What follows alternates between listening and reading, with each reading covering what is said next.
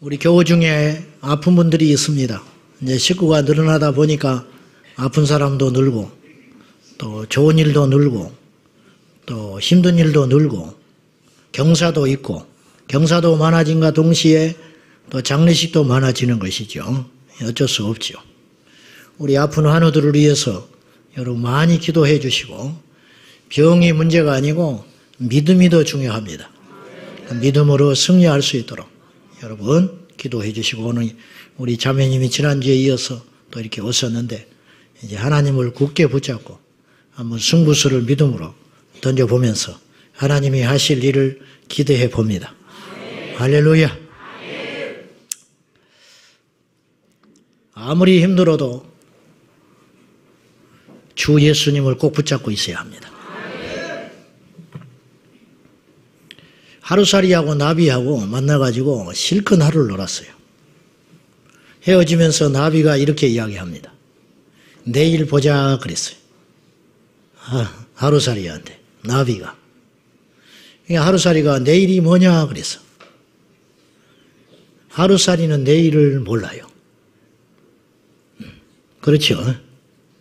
말이 되는 소리입니다. 내일 만나자 하니까 하루살이가 내일이라는 것 자체를 모르는 존재라. 왜? 이제 얼마 후에 죽을 존재이기 때문에. 하루를 넘어서 사는 하루살이가 없기 때문에 하루살이는 내일을 몰라요. 우리에게 내일이 언제냐? 우리에게 내일은 자연적 내일이 아니고 천국이 내일이에요. 인생들은 내일을 몰라요. 지난주에 우리 인생에 오늘의 목표가 있고 중간의 목표가 있고 마지막 목표가 있다 그랬어요. 대충 그런 말씀을 제가 한번 했어요. 보십시오. 오늘만 살려고 한다면 마음껏 먹고 마시고 가고 싶은 거 가고 다 흥청망청 쾌락조차 살다가 딱 죽어버리면 끝납니다. 오늘이 전부라면. 내일이 전부라고 믿는 사람, 내일을 준비하는 사람은 저축을 해야 됩니다.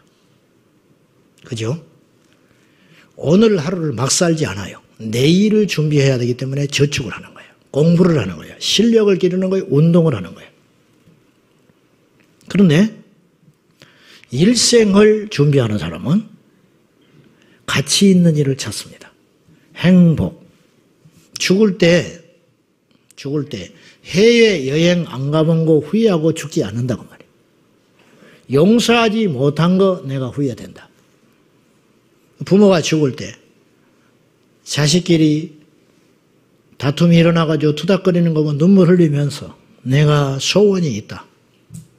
출세하거라 성공하라 절대 그 소리 안 할 거예요. 네 동생하고 이제 풀어라. 내가 그거 보고 죽는다면 여한이 없겠다. 그런 말 하지 않겠어요? 이를테면 이게 뭐냐? 인생을 돌아보면은 저는 아직 끝자락에 가진 않았지만은 그럴 것 같대. 왜냐하면 모든 분들이 그렇게 후회하고 죽고 그렇게 가니까 행복을 위해 산 사람은 후회함이 없고 가치를 위해 산 사람은 후회함이 없을 것 같아. 그죠? 돈만 모으다 산 사람은 분명히 내가 뭐 하려고 이렇게 살았는고 그렇게 하다가 딱 죽을 거라고 후회하고. 그죠? 자, 그러면 사람이 생각할 수 있는 제일 마지막 시간 끝자락은 뭐냐면 죽을 때까지만 생각하는 거예요. 그러나 오늘 여기 모여 있는 우리는 하나님의 은혜로 그 다음에 것도 보여주셨어요. 그러니까 행복을 위해 살면 안 돼요. 그건 덤으로 오는 거예요. 덤. 가치 있는 것만 쫓아가면 안 돼. 돈은 말할 것도 없고 쾌락을 위해 산다? 이것도 말할 필요도 없는 거예요. 짐승도 인간과 다를 바 없어요. 하나님을 모르면 짐승과 인간이 차이가 있는지 여러분 보십시오. 자, 짐승도 새끼 위할 줄 압니다. 그래요, 안 그래요? 새끼를요, 얼마나 위하는지 몰라. 고슴도치도 지 새끼를 위한다고 하지 않았습니까? 가시 달린 고슴도치. 밀림의 왕자 사자도 자기 새끼는 하이에나가 와서 쫓아오면 눈에 불을 켜고 하이에나 다 죽여버립니다. 쥐새끼도 고양이 앞에서 덤빕니다. 자기 새끼 보호하기 위해서 안 될 줄 알면서. 이게 본능이라 본능. 악어가 알 놓고 그 알을 보호하려고 하는 거 보면 눈부십니다. 눈물 날 지경이라. 그러니까 짐승도 쥐새끼는 위해 사람하고 똑같아. 짐승도 사랑합니다. 그걸 짝짓기라고 그래요. 단지 인간은 결혼이라고 하고 짐승은 짝짓기라고 하는 거예요. 짐승도 내일을 준비해요. 본능적으로. 그래서 새가 둥지를 짓습니다. 겨울잠을 자기 전에 뱀이 그리고 곰이 실컷 먹어놓습니다. 왜냐? 내년 봄을 준비하는 거예요. 내가 이 겨울을 무사히 날려면 기름진 것을 잔뜩 먹어놔야 한다. 누가 가르쳐줬을까? 나는 안 가르쳐줬는데. 지 스스로 깨달아 버리는 거예요. 이게 뭐냐? 하나님이 혼을 통하여 주신 지식의 DNA. 누가 가르쳐줬겠어요? 곰이 불러다 놓고 그거 가르쳤겠어? 그렇지도 않아. 그냥 알게 된 거예요. 이 지식이 어디서 왔느냐? 하나님께로부터 왔다. 인간도 알아요. 인간도 그 정도는 해. 그러니까 하나님을 모르면 그게 뭐냐면 영적 네피림. 즉 성경의 네피림은 하나님을 알지 못하는 짐승 같은 존재를 네피림이라고 하는 거예요. 그들도 윤리가 있었고 도덕이 있었고 생육하고 번성하고 먹고 마시고 했어요. 그러나 그들은 하나님을 몰랐어요. 즉 하나님을 모르면 똑같다 그 말이에요. 짐승이나 인간이나 똑같아요. 그래서 짐승이 하는 짓을 인간이 해버려요. 자식을 급하면 잡아먹어버려요. 짐승이. 그렇잖아요? 물고기가 새끼 낳아놓고 잡아먹어버려요. 사람도 자식을 팔아먹어버려요. 위기가 닥치면. 그렇잖아요? 이게 뭐냐? 짐승과 똑같다. 위기가 닥치면. 단지 우리가 하나님을 알고 하나님을 믿는 영적인 존재가 되다는 것은 이 땅에서 살아가면서 성공하고 부자되고 먹고 마시고 성공하고 출세하고 계급 나누어서 그렇게 살라고 하나님 우리를 부른 게 아니고 하나님 우리를 부르신 것은 하나님을 찬송하고 영원한 세계를 대비하라고 부르신 거다 그 말이에요. 그래서 오늘 우리 자리에 있는 거예요. 우리가. 믿으십니까? 예수님이 말씀하신 어리석은 부자 이야기가 누가복음에 나와요. 그 부자는요 자세히 따지면 예수님은 어리석다 그렇게 말씀하셨지만 실상은 인간적인 기준으로 보면 이 부자 어리석은 부자 아니에요. 보십시오. 한 해 농사를 졌는데 어마어마하게 소출이 늘어났어요. 그러니까 창고를 가득 채우는데 이거 밖에 둘 수 없잖아요. 그러니까 빨리 또 창고를 또 지어야겠다. 영리한 사람이요. 수단이 보통인 사람이 아니에요. 보세요. 농사를 남보다 그렇게 탁월하게 잘 지었다는 것은 수완이 있다는 뜻이에요. 지혜롭다는 뜻이에요. 사람을 잘 부렸다는 뜻이에요. 그리고 예측도 딱 했어요. 뭐냐? 또 창고를 빨리 지어가지고 이거 들여놓은 수확의 이것을 다시 상하지 않게 잘 보관해야 된다. 이게 뭐냐? 오늘날로 말하면 경영을 할 줄 아는 사람이라고 말이에요. 근데 예수님은 이 어리석은 부자의 문제를 그 부자의 입을 통하여 우리에게 교훈하고 경고하고 있는 것이 있어요.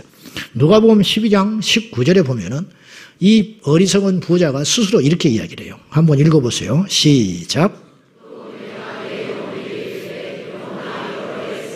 많이 쌓아두었으니 평안히 쉬고 먹고 마시고 즐거워하자. 자, 어때요? 이게 세상 사람들이 생각하는 최상의 가치와 인생이에요. 걱정도 없고 염려도 없고 당연히 주변 사람들한테 영향력도 있고 존경도 받았어요. 돈이 있으니까 힘이 있으니까 넙죽넙죽 문안받고. 자, 근데 이 사람의 문제는 내 영혼에게 이르되 영혼아 여러 해 쓸 물건을 많이 쌓아두었으니 이제는 평안히 쉬고 먹고 마시자. 근데 영혼은 쉴 수 없어요. 그 양식은 육을 위해서 존재하지 내 영은 절대로 그걸로 만족하지 못하며 오히려 그 부자의 영혼은 죽어가고 있어요. 멸망을 향하여 가고 있어요. 하나님을 모르기 때문에.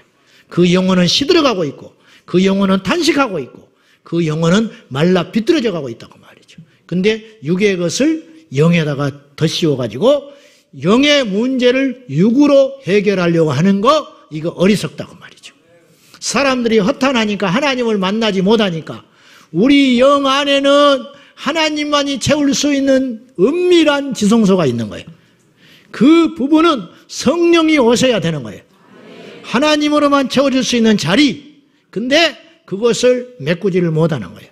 그렇기 때문에 돈으로 채워, 술로 채워, 중독으로 채우고, 음란으로 채우고, 쾌락으로 쫓고 아무것도 그 자리를 대신할 수 없다. 그래서 어리석다 그 말이에요. 여러분은 지금 어디로 가고 있어요? 교회를 다니면서도 마찬가지 영적인 깡통들이 너무 많다. 영적인 깡통.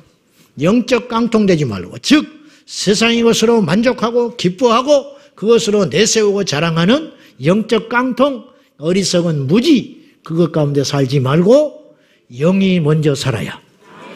마귀는 육으로부터 공격해요. 이게 완전히 다릅니다. 보십시오. 마귀는 육의 것으로부터 영을 침범해 들어와요. 무슨 말인지 아시죠? 눈에 보이는 거, 말, 이게 다 영이고, 이게 육이 눈에 보이는 것들이잖아요. 현상들, 고통, 고난, 어떤 것들. 그걸 통해서 이것이 이제 시간이 오래 가면 내 혼을 잠시게, 내 심령이 상하기 시작해. 그리고 나서 이 상한 심령을 가가지고 이제는 내 영을 거꾸로 들여. 그래서 기도가 안 돼요. 하나님 앞에 나오기가 싫어. 원수를 짓게 돼. 미워하는 마음이 커져. 증오가 커져. 마귀가 그때 우리 영혼에 소리 질러요. 죽어버려라. 죽어버려라. 없애버려라. 끝내버려라. 그리고 그 소리에 끄덕끄덕 동의하면 멸망의 길로 가는 거예요. 그러니까 육으로 시작해서 영에 침투하여 우리 인생을 완전히 끝장내게 버리게 하는 것이 마귀라. 그러나 하나님이 주신 축복과 구원은 그렇지 않아요. 주의 성령이 우리 영 안에 들어오셔요. 영에 들어와서 내 기질과 성격과 상황을 고쳐주십니다. 혼적으로 축복해 주시기 시작해요. 그리고 나면 이제 내 삶의 모든 환경이 저주에서 해방되기 시작하는 거예요. 이게 이제 보너스로 오는 거예요. 할렐루야. 이 복을 누려야 하겠습니다. 순서가 이렇게 다르다 그런 말이에요. 자, 오늘날 요한계시록을 대놓고 나는 설교 안 한다 그런 분도 나는 직접 들었어요. 내 귀로.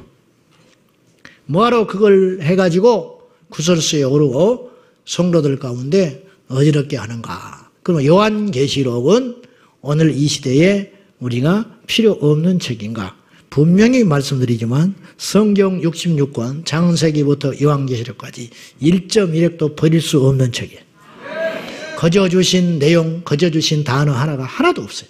다 우리에게 필요해서 주신 말씀이고 1.1획도 변개하거나 삭제하거나 부풀리지 말아라. 그런 사람은 영원히 심판받는다 그랬어요. 그러니 이 말씀이 얼마나 중요한지 몰라. 요한계시록을 우리에게 주신 것은 마르틴 루터가 다 좋은데 한 가지 크게 유감이 있어요. 이분이 야고보서를 지푸라기 서신서라고 폄하했어요. 이분이 만약에 천국에 있다면, 그리고 내가 천국 간다면 이거 한번 물어보고 싶어. 왜 그런 쓸데없는 말을 했는가? 누가 야고보서를 지푸라기 서신서라고? 믿음을 강조하다 보니까 행위를 강조하고 있는 야고보서를 폄하할 수밖에 없어요. 질려버려가지고 그런 건 내가 이해하는데 이건 큰 실수하신 거예요. 이분이. 자, 아무튼 내가 이제 주제에 넘는 소리고 그거야 뭐 그러든지 말든지. 자, 제가 오락가락 해요. 비가 와가지고. 비가 오락가락 한 날은 설교도 오락가락 하는 거예요. 이해하고 여러분도 오락가락 하면서 들으시면 돼요. 자, 생애의 목적을 분명히 합시다. 첫째, 내 자신이 구원을 받고, 두 번째는 가서 주님의 제자로 살아가는 것이 우리 생애의 목적이에요. 이걸 분명히 하셔야 돼요. 지난 시간에 천국과 낙원에 대해서 잠깐 이야기했습니다. 성경은 비유로 볼 것이 있고 실제, 즉 현실로 보아야 할 말씀이 있다 그런 말입니다. 이를테면 오늘 저희가 읽었던 요한계시록 21장 1절만 보더라도 그렇습니다. 한번 봅시다. 다시 시작. 또 내가 새 하늘과 새 땅을 보니 처음 하늘과 처음 땅이 없어졌고 바다도 다시 있지 않더라. 이건 현실이에요, 이야기예요? 앞으로 일어날 일이에요? 그냥 사도 요한이 비몽사몽간에 본 환상이에요? 분명히 합시다. 분명히 하자고. 새 하늘과 새 땅은 반드시 온다. 그러면 2절 시작. 또 내가 보매 거룩한 성 새 예루살렘이 하나님께로부터 하늘에서 내려오니 그 준비한 것이 신부와 남편을 위하여 단장한 것 같더라. 자, 여기서 2절 말씀은 현실과 비유가 같이 있습니다. 현실은 뭐냐? 사실, 즉 현실 사실은 거룩한 성 새 예루살렘이 하나님께로부터 하늘에서 내려온다.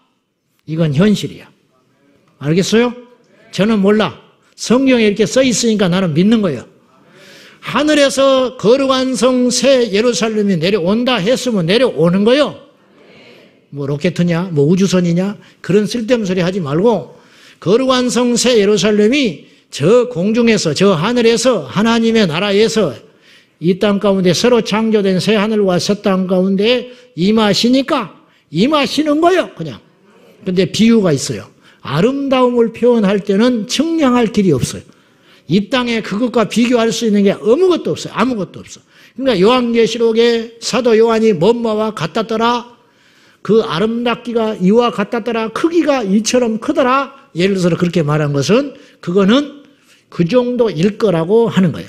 어느 정도로 아름답냐? 어느 정도로 기가 막히게 꾸며져 있느냐? 여인이 일생 가운데 가장 아름다울 때 한 사나이에게 자기가 결혼하러 가는 그 신부의 입장, 그때가 제일 아름다운데 그날을 위해서 모든 초점을 맞추고 단장하고 꾸미고 컨디션 조절해가지고 그 식장에 가서 딱 들어가는 것처럼, 그처럼 가장 아름다운 절정의 아름다움으로 하늘에서 거룩한 성 새 예루살렘이 내려온다고 말이죠. 그런데 거룩한 성 새 예루살렘이 하늘에서 내려오는 것 자체를 부정해서는 안 된다고 말이에요. 아시겠습니까? 성경을 그냥 그대로 믿으면 되는 거예요. 읽고 듣고 배우고 그대로 믿고 할렐루야. 그러면 되는 거예요. 요한계시록을 왜 두려워해? 요한계시록 설교를 안 한다는 거예요. 이건 얼마나 어리석냐고 말이에요. 이 보화 같은 이야기들을. 물론 치우치면 안 되겠죠. 그러나 성경 어느 것도 버릴 것도 없고 우리가 치우칠 것도 없고 다 그대로 흡수해서 먹고 내 영의 양식을 삼고 믿음으로 살아가면 된다고 말이죠. 지나치게 겁이 많아. 지나치게 소심하고 두려워가지고 뭐 그냥 이단 소리 듣고 뭐하고 아예 그냥 안 한다는 거예요. 무슨 소리야 지금? 무슨 소리? 여러분, 우리가 미리 가볼 하나님의 나라, 우리 집 알아야지. 그걸 모르고 뭘 믿는다는 거예요. 그걸 우리가 알 때 힘이 생기고, 그걸 알 때 비밀이 밝혀지고, 알 때 현실의 고난을 이길 수 있는 거 아니에요? 그렇잖아요. 근데 그냥 이 땅의 문제만 집착해가지고, 물론 붕붕 떠서 살아라는 뜻이 아니에요. 우리가 가서 거할 하나님의 나라, 앞으로 펼쳐질 우리 생애 가운데 벌써 있을지, 아니면 우리가 죽고 난 다음에 그런 일이 일어날 수 있을지, 그건 모르지만은 분명히 일어난다. 그러면 우리가 미리 그걸 알고 기도하고 사모하고 감격과 눈물 속에 이것을 그려본다는 건 얼마나 축복된 일이냐고 말이에요. 여호수아서에 보면은 아직 정복하지 못한 땅이 있어요. 근데 여호수아가 뭐라고 그러냐면 12지파의 대표 주자들을 다 불러 두령들을 모아가지고 너희들이 가서 지도를 그리고 와. 너희들이 정복할 땅의 지도를 그려가지고 오라. 믿음으로 미리 그려와라. 그리고 왔어요. 그리고 그 땅을 정복하기 시작하는 거예요. 미리 믿음으로 지도를 그리는 거예요. 그린 대로 자기 소유가 되는 거예요. 우리가 하나님의 나라를 허무맹랑하게 받은 것도 아니고 성경에 비밀로 감춰놓은 것도 아니고 앞으로 이런 날이 오고 너희들이 가서 살 곳이 이런 곳이고 이런 일들이 앞으로 일어날 것이다. 이걸 마땅히 알아야 됩니다. 할렐루야. 우리 교회 학교 아이들도 다 알아야 돼요. 네. 이제 교회 온 분들도 다 알아야 되는 거예요. 몰라. 모른다. 그러니까는 그냥 손으로 허공을 짚는 것처럼 이렇게 비상적이고 상상 속으로 이렇게 예수 믿는 거 아니에요. 우리가 믿는 하나님의 나라는 절대로 그렇게 이념적이고 상상적인 우리는 철학을 믿는 게 아니에요. 우리는 현실을 믿는 거예요. 할렐루야.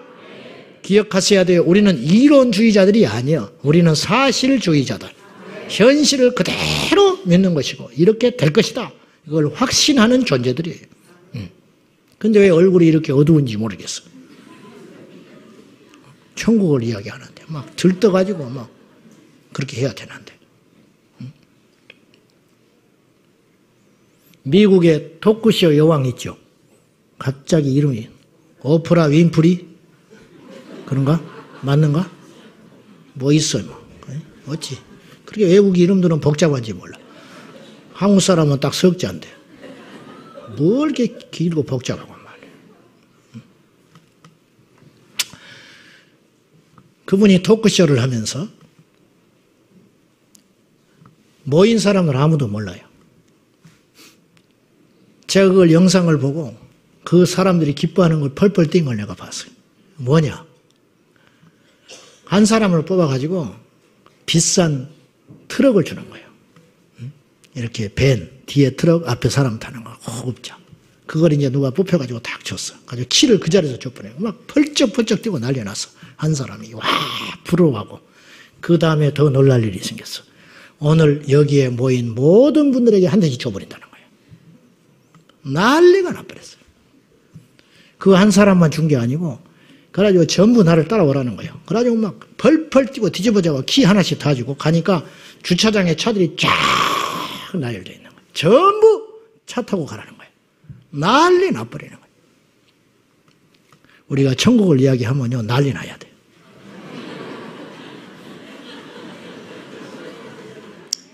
그것과 비교할 수 없어요. 공짜로 준다니까? 어디 가서 체육대회 가가지고 그 그릇 집에 가면 천지로 쌓여있어. 와, 집에 가면 천지로 쌓여있다니까? 우리 집에 가면 수건 이만큼씩 있어요. 어디 임시식 간다 그럴 기회가 많으니까 가면요, 그거 안 받아 가면요, 그거 얼마 되지도 않고 또 가져가서 실상 쓰지도 않는 경우도 있어. 그거 가져가려고 목사님들이 양복 입고 줄 쫙 서가지고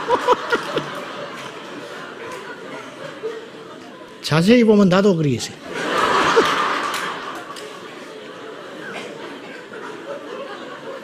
뒤에서만 밀어 제껴요.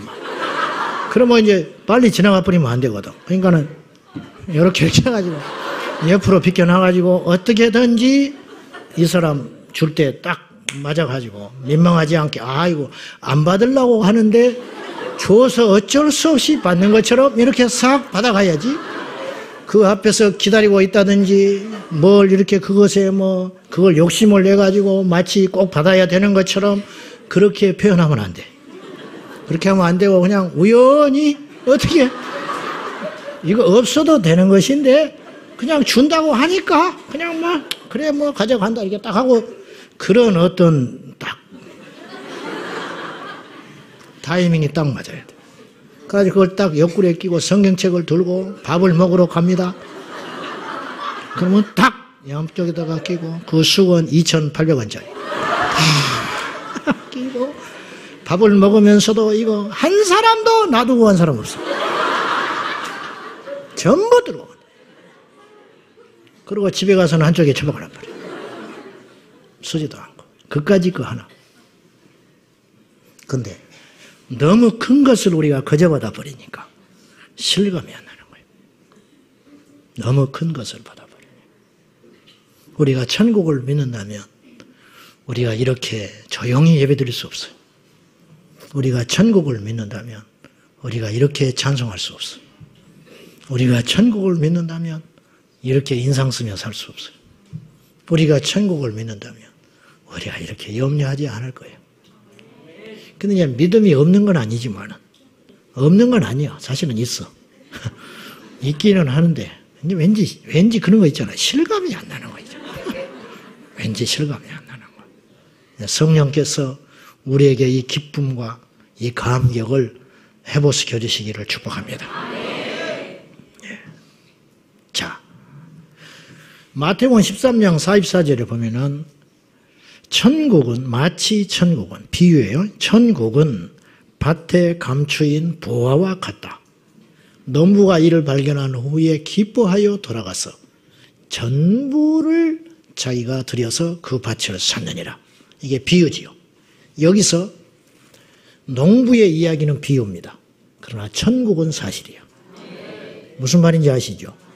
보화가 천국은 아니에요. 그러나 천국은 실제라고 말이에요. 그러니까 너무 실감이 안 나니까.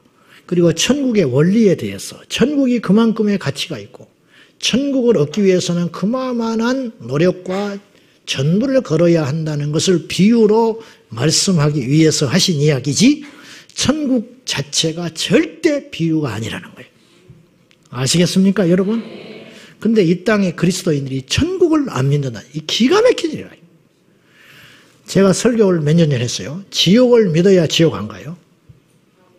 지옥을 안 믿고 지옥의 심판을 두려워하지 않는 자는 지옥 갑니다. 지옥의 존재를 의식하고 하나님의 심판을 두려워하는 자가 그 심판을 피하는 거예요. 무슨 말인지 아시죠? 당연히 예수 믿고 예수를 믿으면 지옥도 믿어지는 거예요. 하나님을 믿으면 귀신도 믿는 거예요. 아시겠어요? 이 땅에 하나님의 역사하심이 있고 나의 병을 고쳐주시고 나의 삶을 회복시켜 주실 하나님을 믿는다면 죽은 다음에 천국이 있다는 것도 확실히 믿어야 된다. 반쪽 믿음이 돼서는 안 된다. 좌로나 우로나 치우치지 말고 내 성향, 내 컬러, 내 취향대로 예수 믿으면 큰일 나는 것이고 성경에서 그대로 보여주시는 대로 성경에서 그대로 가르쳐 주신 대로 그대로 믿어야 그 믿음이 온전한 믿음인 줄로 믿습니다. 왜 우리가 천국의 이야기를 생소하게 들어야 되지요? 왜 우리가 천년왕국을 생소하게 들어야 됩니까? 왜 우리 예수님이 다시 오신다는 그 소리를 우리가 그렇게 실감나지 않게 느끼냐고 말이요. 이게 너무너무 답답한 거예요. 여러분은 죄가 없어. 교회의 잘못이 크다고 봐요. 안 가르쳐. 현대 교회는 더 그러고 있어요, 지금. 이게 심각한 문제다, 그 말이에요. 물론 매주 그렇게 할 수는 없지요. 그러나 잊지 않도록 끊임없이 우리 영혼의 다음의 세상에 대해서 성경에 계시한 대로 부지런히 알고 믿고 확신하고 그걸 사모하며 살아가는 신앙이 진짜 신앙이고 건강하고 안전한 것입니다. 교회를 10년, 20년 다녔는데 내가 갈 하나님의 나라에 대해서 듣지도 않고 관심도 없고 맨날 겸손해라, 서로 사랑해라, 온유해라, 비판하지 말아라, 성공적인 삶을 살기 위해서는 어떻게 해라, 이런 세상에 오염된 소리만 잔뜩 듣고 거기에다가 하나 딱 갖다 붙이는 거예요. 예수님의 이름으로 기도합니다. 아니라는 거예요. 그렇게 하면. 감히 말하는 건데. 오늘 제가 신학을 배울 때 제가 신학을 절대 폄하하는 건 아니에요. 신학은 굉장히 중요해요. 이단으로부터 막아주고 영적 분별력을 지켜주며 이 신학은 울타리와 같아요. 제가 졸업하고 나니까 느끼겠더라고. 있을 때는 몰랐어요. 억지로 책 읽고 강의 듣고 했지만 한 사람과 안 한 사람 하늘과 땅 차이. 목회 현장에 오면 제가 느낄 수 있어요. 그런데 아쉬운 것은 신학을 배울 때 천국, 지옥, 천년왕국, 휴거와 재림 이런 것을 학문으로 배우고 있다. 얼마나 위험하냐. 무천년설, 전천년설, 후천년설, 설, 이야기다. 그 말이야. 있을 수도 있고 없을 수도 있다. 어떻게 그런 허무맹랑한 이야기를 하냐. 연옥설,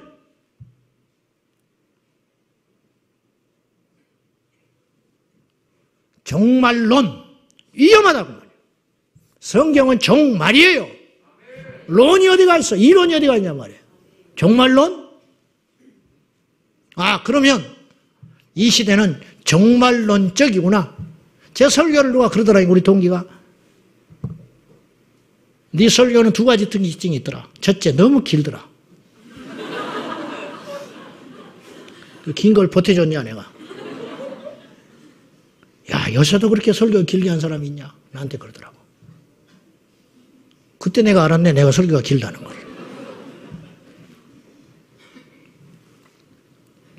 그래도 우리는 여기는 다행인 줄 알아요. 지난 여름에 시카고 가가지고 시계 없는 데서 내가 설교해가지고 3시간 반을 해버렸어. 근데 그 중에는 영어권에 있는 2세들도 있거든요. 근데 막 쥐리를 틀었는가 봐. 설교를 3시간 반 하고 나는 몰랐지, 시계가 없어가지고. 한 1시간 정도, 1시간 반. 또 나는 처음이자 마지막에 거기 서는 거니까 뭐 내 전부를 쏟아부어가지고 막 했죠. 그때 막 우리 집사람이 막 째려보고 막 앉았다 일어났다 하고 막 그러는 걸 나는 소변이 몰아서 그런 줄 알았어. 화장실이나 가지 왜 저러고 있는가? 막 그랬더니 막 이렇게 하는 걸 나는 속도 모르고 시계가 없으니까 막 혼자 불 받아가지고 쏟아내고 났더니 3시간 반이 지나버린 거예요. 끝나고 났더니 막 박수를 치고 난리가 났어요. 난 은혜 받아서 그런 줄 알았어. 뭐 이런 설교를 나 처음 들어봤다. 그래서 막 박수 친 줄 알았어. 그게 아니고 끝내서 끝내서 너무너무 좋아가지고 야, 이게 내가 재직했구나. 너무 길다. 두 번째, 네 설교는 정말론적이더라 그러는 거예요. 그래? 이게 위험한 함정이었어요. 어느 분의 설교가 정말론적이라고 말을 해버리면 어떤 문제가 있냐면 그 설교는 그 사람의 설교지 성경에 근거한 보편적 설교는 아니라고 하는 암시가 숨어져 있는 거예요. 그렇죠? 그러니까 내가 그 설교 안 듣고 싶으면 안 들으면 되는 거예요. 나는 취향이 그런 설교를 하고 싶은 마음이 없으면 안 해도 되는 거예요. 왜? 나는 정말론적인 설교자가 아니기 때문에. 그렇죠? 그러나 그렇지 않다 이 말이에요. 예수님은 그야말로 정말론자예요. 그러면. 그래요 안 그래요? 사복음서를 보십시오. 예수님은 급박한 심판에 대해서 계속 말씀하시고 천국 그리고 그리스도의 재림 무려 마태복음 24장과 25장은 통틀어서 그 이야기만 하고 계시는 거예요. 얼마나 비율이 큽니까? 얼마나 내용이 많냐 그 말이에요. 그러니까 예수님의 설교는 거의 압도적으로 그런 설교들이 많았어요. 천국 설교, 심판 설교, 십자가 설교, 천국, 지옥, 다가올 하나님의 나라의 경고에 대한 이야기, 순교에 대한 이야기, 이런 급박한 그야말로 예수님은 정말론이에요. 그러면 만약에 정말론이라고 비판을 받는다면 기꺼이 받는다 나는. 왜? 예수님이 그랬으니까. 더 해야 돼 더. 그래도 예수님만큼 못 따라가. 예수님은 입만 열면 그 이야기 하셨어요. 예수님은 제자들만 안 저러면 계속 그 이야기를 하신 거예요. 인생의 종말에 대해서, 이 세상의 종말에 대해서, 다가올 심판에 대해서, 그리고 지난주에도 말씀드렸다시피 부활하신 예수님은 40일 동안 온통 그 지혜와 모든 계시를 가지신 주님께서 하나만 계속 이야기했어요. 사도행전 1장에 보면 하나님 나라의 일을 말씀하시니라. 하나님의 나라, 천국, 하나님의 나라 이 비밀에 대해서 40일 동안 전부를 쏟아부어서 제자들과 만나는 자들에게 선포하시고 감람산 근처에서 승천에 올라가 버리셨다고 말이에요. 완전 정말론적으로 사셨고 정말적인 삶을 보여주신 분이 예수님이다 그런 말이에요. 자, 또 이러다가 설교 못하고 끝나게 되겠어. 천년왕국. 자, 지난주에 천국, 낙원, 지옥과 음부 이 어둠의 이야기는 이제 안 했어요. 나중에 또 기회가 되면 해보기로 하고 이제 하나님의 나라 이 부분에 대해서 주제만 하는 거예요. 천국, 낙원, 천연왕국, 새 예루살렘, 새하늘과 새 땅. 그리고 이제 그 사이사이에 뭐 아마겟돈 전쟁이니 곡과마곡의 전쟁이니 백보자 심판이니 뭐 이런 것들은 있겠죠. 성경을 읽어보면 하나 어려울 게 없어요. 이해가 안 되거든 다시 읽어. 이해가 안 되거든 또 읽어. 이해가 안 되거든 또 읽어. 그래도 이해가 안 되거든 인터넷을 찾아가지고 다른 버전의 성경을 찾아보면 훨씬 효과가 있어요. 무슨 말인지 아시겠죠? 다른 사람들의 해석에 의존할 필요도 하나도 없어요. 그대로 읽고 아멘하고 믿으면 되는 것이에요. 어린아이도 성령의 조명 아래 읽으면 성경 말씀이 다 이해가 되는 거예요. 무릎 꿇고 읽으면 눈물이 터지게 되는 거고 회개가 터지는 것이고 믿음이 쑥쑥쑥 들어오게 되는 거예요. 할렐루야. 천년왕국 요한계시록 20장 2절에 보면은 천년왕국이라는 단어 자체는 등장하지 않지만은 예수님께서 재림하셔서 19장에 재림하시고 20장에 심판하시는데 이제 원수 마귀를 딱 잡아가지고 천년 동안 무적행 지옥의 사촌이라 할 수 있는 천국의 사촌이 낙원이라면 지옥의 사촌이 음부요 무적행인데 무적행에다가 임시로 딱 집어넣어버려요. 몇 년 동안? 1000년 동안. 그리고 1000년 동안 하나님께서 예수님께서 이 땅에 통치하신다고 말이에요. 그러니까 그 기간이 천년 왕국이라는 말은 없지만 1000년 동안 원수 마귀를 잡아다가 무적행에다가 감금시켜 놓고 그 1000년이 차기까지 이 땅에서 짐승의 표와 짐승의 표를 이마나 손에 받지 않은 순교자들 그들을 살려내시사 그들과 함께 왕권을 가지고 이 땅을 통치하신다는 이야기가 요한계시록 20장에 나오고 있다 그 말입니다. 자, 그 말씀에 근거해서 천년 왕국은 성경적 개념이라는 것을 여러분이 분명히 머리에 심어 놓으십시오.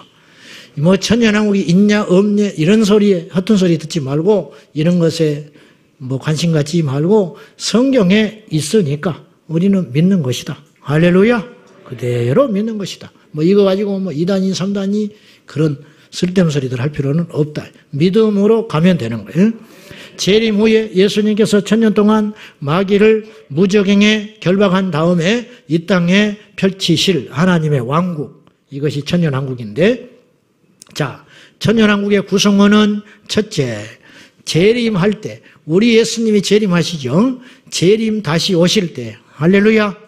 여기 재림 안 믿는 사람이 한 2명 앉아 있어. 여기서. 내가 집어볼까? 2명 앉아 있어요. 1명이라고 그러면 한 혼자라 시험 드니까 2명 앉아 있어요. 주로 뒤에 많이 앉아 있어. 공부도 못한 사람이 뒤에 앉아 있어요.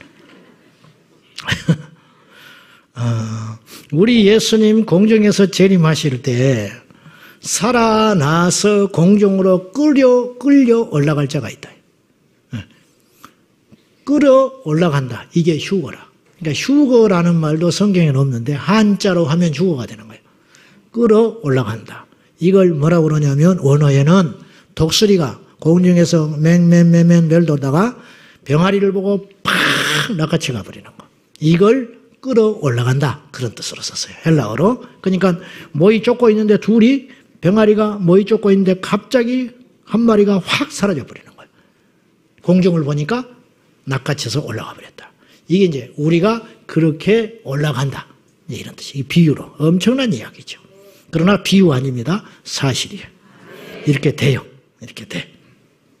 자, 그래서 재림할 때 우리 예수님, 우리 먼저 믿음으로 잠자는 자들, 성도들이 부활하여, 제 말이 아니고 데살로니가 전서 4장 16절과 17절 한번 보여주세요. 시작.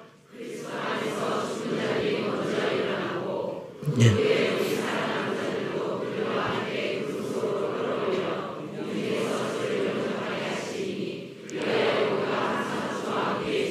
아멘. 여기에 이제 부활의 순서가 있다. 그건 뭐냐? 우리보다 먼저 주 안에서 자는 자들. 그들이 낙원에 가 있을 거 아니에요. 그들이 신령한 몸을 입어서 부활한다. 이 몸은 아니겠지. 그래서 부활을 해요. 부활한 다음에 잠깐 기다려. 왜? 우리도 변해야 되니까. 근데 순서가 그들이 먼저 변형한다.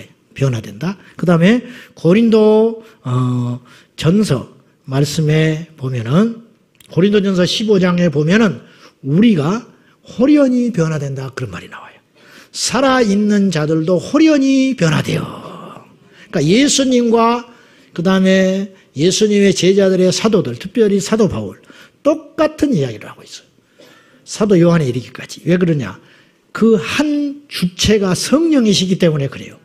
그 안에 지혜와 계시를 주신 한 주체가 하나님이기 때문에 똑같은 이야기를 하고 계시다는 거예요. 이들이 짜고 이야기하는 게 아니에요. 똑같은 이야기라고. 예수님도 동사방에서 동서남북에서 사람들을 공중에서 끌어모으리라 그러셨어요. 사도 바울이 금방 데살로니가서 4장 16절에서 17절에 말하는 것처럼 그리스도 안에서 죽은 자들, 신자들이 믿는 자들이 먼저 부활한 후에 그 다음에 살아남은 자들과 함께, 살아남은 자들이 우리예요. 우리 당대 예수님 오신다면 우리도 역시 홀연히 변화돼요. 고린도전서 15장 말씀에 홀연히 변화되어 함께, 데살로니가전서에 그렇게 써 있으니까 난 그거 믿는 거예요. 그냥 함께 올라간다. 그러니까 부활은 그들이 먼저 하고 우리가 부활한 다음에 함께 한 그룹으로 합쳐져서 할렐루야 찬송하며 공중에 재림하시 주님과 함께 올라간다. 이런 말. 그리고 그들이 이제 함께 내려와서 천년왕국 통치가 시작되는데 그 왕국의 왕권을 휘두를 자들은 누구냐면 순교자들이다. 그런 뜻이에요. 표를 받지 않은 순교자들, 믿음의 승리자들, 그런 사람들에게는 보상이 따르는데 왕권, 통치권, 하나님의 정부가 들어섰을 때, 왕국이 들어섰을 때 거기에 통치권을 주신다, 이런 말입니다. 자, 그러면 여러분들이 조금 이해를 돕기 위해서 이것만 이야기하고 마칩시다. 오늘 또 이제 천년왕국만 하다가 마치는 거예요. 네. 자, 4절, 20장 4절을 보셔요. 여러분 이 성경을 볼 때마다 혼돈에 빠질 수 있기 때문에 펜을 가지고 거기다가 표시를 해놓는 것이 좋습니다. 좋은 말 할 때. 20장 4절 후반에 보면은요, 그들의 이마와 손에, 찾으셨어요? 그들의 이마와 손에 그의 표를 받지 아니한 자들이 살아서 이 말을 네모를 치고 밑에다 뭐라고 써놓냐면 살아나서 그렇게 써놔야 돼. 표를 받지 아니한 자들이 그때까지 계속 살아있는다 그런 뜻이 아니고 표를 받지 아니한 거로 뭐를 했겠어요? 순교했지. 근데 그들이 살아난다. 이건 제 말이 아니고 다른 버전의 성경, 내가 여러 버전을 찾아봤어요. 현대어 성경, 세번역 성경 쭉 찾아보면 전부 다 동일하게 뭐라고 써 있냐면 살아나서. 그러니까 그렇게 해석해야 맞습니다. 그래야 이 4절이 풀려요. 살아서라고 해석을 해버리면 계속 헷갈려. 그러니까 살아나서 그들이 다시 살아났다. 이제 그런 말이에요. 그리고 가로 쳐졌지요. 가로는 참고하는 것인데 그 나머지 죽은 자들은 그 천년이 차기까지 살지 못하더라. 그 말도 살지 못하더라. 그 말은 살아나지 못했다. 그렇게 써놔야 돼요. 알겠죠? 그 말이 맞아. 그 나머지 죽은 자들은 백보자 심판이 있을 때까지 살아나지 못하더라. 그런 뜻이에요. 알겠죠? 그러니까 살지 못하더라라는 표현이 조금 혼돈을 가져오기 때문에 그렇게 해석하셔야 됩니다. 가로를 빼고 읽으면 이런 뜻이 돼요. 자, 그들의 이마와 손에 그의 표를 받지 아니한 자들이 살아나서 부활하여서 그 말이죠. 그리스도와 더불어 천년 동안 왕노릇하니 이는 첫째 부활이다. 여기서 또 중요한 게 하나 있는데 짐승의 표에 대해서도 이러쿵저러쿵 말이 있는데 계시록 13장에 확실히 하고 넘어갑시다. 짐승의 표가 어떤 모습으로 나타날지 나는 모르겠어요. 그러나 한 가지 분명한 것은 앞으로 주님 오시기 직전에 우리 인류를 통치하고 특별히 사람들을 믿음으로 시험하며 이 사단의 종된 자로 삼기 위하여 어떤 모습이든지 나타나게 될 것인데 이마나 손에 표를 받게 하는 현상은 분명히 있을 거라고 보고요. 성경에 이렇게 명시되어 있으니까. 근데 이게 단순한 표다. 그렇게 무시할 수 없는 것이 두 가지 근거 때문에 우리가 분명히 경계해야 되는데 첫째, 2000년 전에 사도 요한이 분명히 기록하기를 그걸 받지 아니하면 매매를 하지 못한다 했어요. 엄청난 이야기입니다. 은행도 없을 때. 도대체 사도 요한이 엄청난 걸 본 거예요. 하나님의 지혜가 여기 있다. 요한계시록 13장에 지혜 있는 자는 이걸 보라는 거예요. 이거는 계시가 열린 자에게만 허락하신 하나님의 지혜인데 보십시오. 2000년 전에 표를 받지 않으면 화표도 확립되기도 전에 카드도 등장하기 전에 몸에 어떤 표를 받지 않으면 경제활동 즉 사거나 팔거나 할 수 없다라고 하는 이 엄청난 이야기가 100년 전에만 기록을 해도 엄청난 이야기야. 근데 2000년 전에 이런 말을 했다는 건 어마어마한 이야기라 그 말이에요. 그만큼 성경은 참된 책이고 이 이야기가 앞으로 펼쳐질 거다라고 하는 확신이에요. 두 번째 우리가 경계해야 할 것은 뭐냐면 성경 간혹 가다가 또 요거 갖고 또 유튜브에 또 누가 시비 걸지 모르겠어요. 하여튼 할 일 없는 사람 너무 많아요. 할 일 없는 사람 너무 많아. 그런데 분명히 합시다. 무슨 말을 해도 좋아. 성경에 뭐라고 했냐? 이 표를 받으면 불과 유황물에 영원히 심판을 받는다고 분명히 명시되어 있어요. 그러니까 성경을 눈 감고 있는가 봐. 그걸 받아도 된다고 어처구니 없이 이야기하는 사람이 있어요. 받아도 된다고 말하면 안 돼. 받으면 분명히 불과 유황물에 영원히 들어가서 심판을 받는다고 했는데 왜 받아도 된다 그러냐 말이에요. 지옥 가란 소리요? 예수를 부정하지 않으면 되지 그걸 받는다고 지옥 가냐? 그런 순진한 소리를 하는 사람이 있어. 예수를 떠났기 때문에 그걸 받는 거예요. 성령에 사로잡힌 자는 받지 못해요. 어떻게 받아? 동전양면이라니까. 근데 그걸 어이없는 소리를 하는 거예요. 예? 그거는 타협하는 거예요. 자, 말씀 맺을게요. 사랑하는 여러분, 성경에서 말하는 하나님의 나라, 천국, 지옥, 천년왕국, 새하늘과 재림, 휴거, 이런 이야기들이 절대로 옛날의 이야기가 아니며 우리가 한 귀로 듣고 흘러야 할 소리가 아니며 예수 그리스도의 십자가와 함께 십자가를 알았다면 이 십자가의 진리는 최고의 진리고 이걸 통과한 다음에는 어쩌면 그 다음에 우리에게 가장 알아야 할 진리는 우리의 미래에 닥칠 이러한 이야기들인지 몰라요. 이걸 알아야 우리가 승리할 수 있습니다. 알아야 대비할 수 있습니다. 알아야 순교하는 믿음을 가질 수 있어요. 스데반이 순교했습니다. 감정적으로 홧김에 순교한 게 아니에요. 그냥 어떤 들떠가지고 순교한 자가 아니에요. 그냥 순간에 어떻게 해버린 사람이 아니에요. 스데반은 분명히 봤어요. 명확하게 그의 눈이 열려져서 주의 보좌에서 주님이 일어나는 걸 봤어요. 그러니까 그분은 그야말로 할렐루야 하면서 순교의 길로 가는 거예요. 여러분, 이 믿음이 필요하다는 거예요. 두려워하지 마세요. 현실에 타협하지 마세요. 염려하지 마세요. 다 좋아요. 모든 이론을 파하고 이론은 필요 없어요. 하나님의 나라는 말에 있지 않아요. 하나님의 나라는 능력에 있는 거예요. 하나님의 나라는 실제에 있는 거라고 말이요. 눈과 눈으로 보는 것처럼 악수와 악수를 하는 것처럼 손과 손바닥을 마주치는 것처럼 하나님의 나라는 우리의 피부에 와닿게 될 것입니다. 그날을 사모하며 기대하며 오늘 또 현실 도피가 아니라 오늘 열심히 최선을 다하여 살되 우리에게 닥쳐오는 곳 하나님의 나라가 있다는 걸 명심하고 할렐루야 찬송하며 십자가의 좁은 문을 걸어갈 수 있는 저와 여러분이 될 수 있기를 축복합니다. 할렐루야. 옆 사람과 인사 한번 해요. 우리 천국에서 만납시다. 아멘. 엄청난 이야기라. 천국에서 만납시다. 기도하겠습니다. 하나님 아버지, 우리에게 닥칠 하나님의 나라는 이상적인 나라도 아니고 철학적인 나라도 아닙니다. 아이가 뱃속에서 10달 동안 있다가 태어나서 더 밝고 더 활기찬 세상을 보듯이 우리가 이 육신의 장막 답답한 거 한계가 있는 거 이 육신의 장막을 다 벗어버리는 날이 오면 더 밝고 환하며 영원한 진짜 우리의 나라가 오게 될 것이니 그날을 대비하는 믿음으로 승리하게 하여 주시옵소서. 오늘 우리가 왜 살아야 됩니까? 오늘 우리가 왜 기도해야 됩니까? 오늘을 왜 우리가 인내해야 됩니까? 하나님의 나라가 목전에 있기 때문입니다.